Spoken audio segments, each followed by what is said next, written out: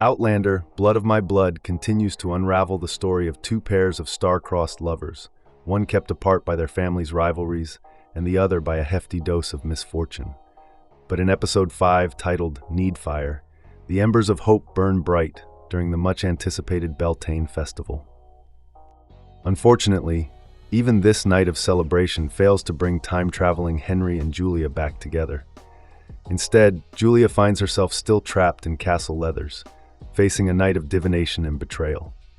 Meanwhile, Brian manages to make good on his promise and finally meets Ellen, the love of his life, and coincidentally, the daughter of his father's sworn enemy.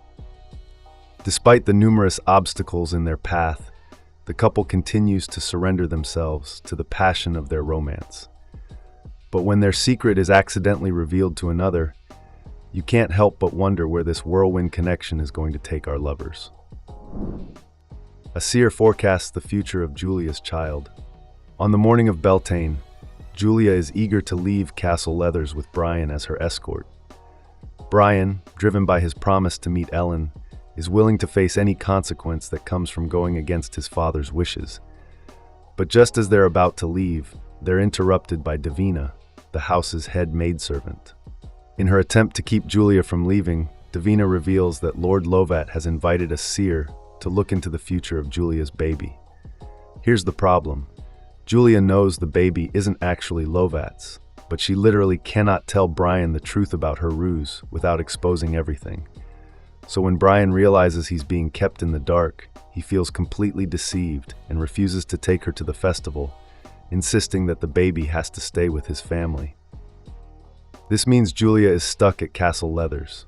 And to make matters worse, Henry does show up at Beltaine, hoping to find his wife. Once again, these unlucky lovers just miss each other.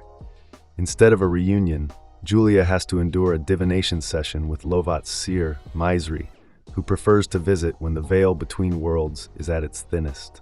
The seer predicts that Lovat's return to power is coming soon.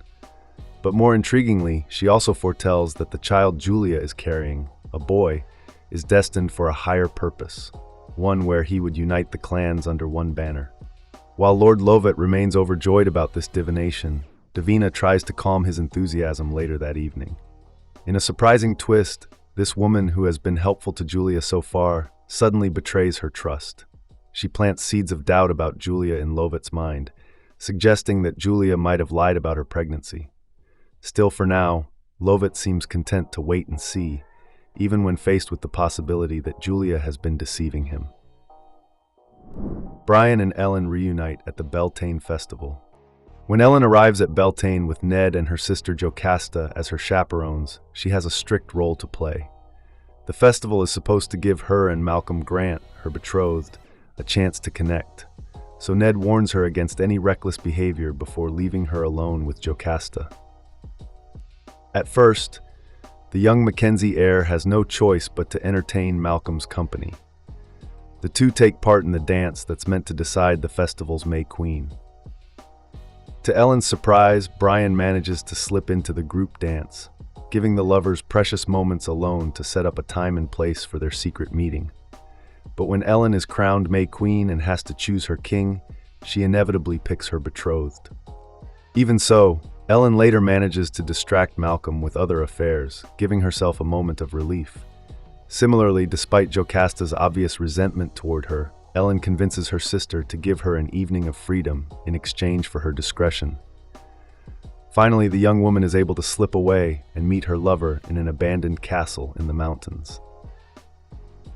Beltaine is meant to be a night of celebration where even the worst indiscretions are forgiven, a night where every sin is undone. So when the couple can no longer deny their passion for each other, they end up spending the evening together, completely surrendering themselves to one another. For Ellen, who feels powerless in making other choices in her life, this moment represents a unique instance of true freedom.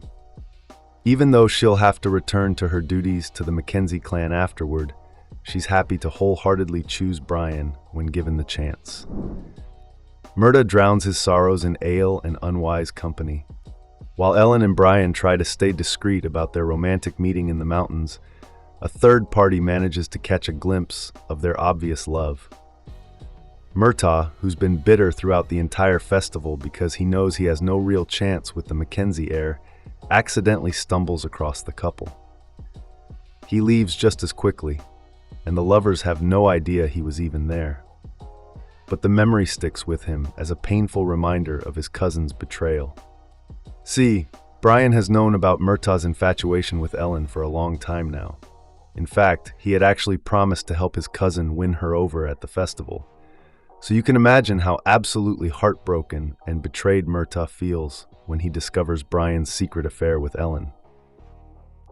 In the aftermath, he keeps drowning his sorrows at the bottom of a cup and ends up getting into a fight with one of Malcolm's men. Beaten and bruised, he stumbles into a tent where Jocasta inevitably follows him. It's clear that this woman has been charmed by Murtagh for some time now. Plus, it seems she's trapped in a loveless marriage, which makes her even more drawn to him. The two end up sharing a passionate kiss that could have turned into something more if Murtagh hadn't muttered Ellen's name in the process.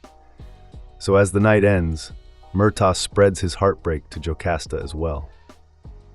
Thanks for watching. If you liked this video, make sure to like and subscribe for more.